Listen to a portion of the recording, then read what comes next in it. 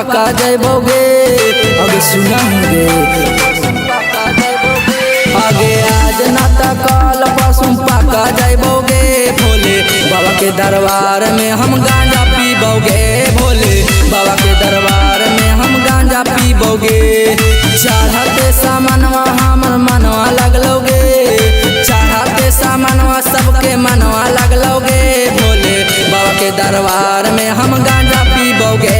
भोले बाबा के दरबार में हम गांजा पीबोगे।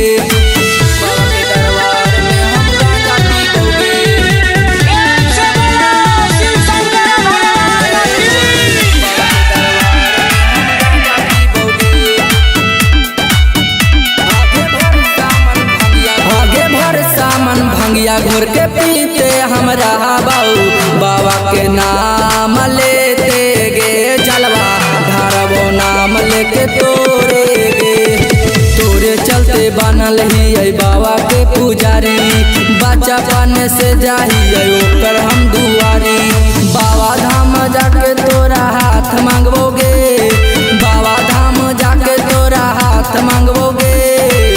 तू मंगिया हमारा हम तोरा गे। तू मंगिया हमारा हम तोरा गे। बाबा के दरबार में हम गांजा पीबोगे।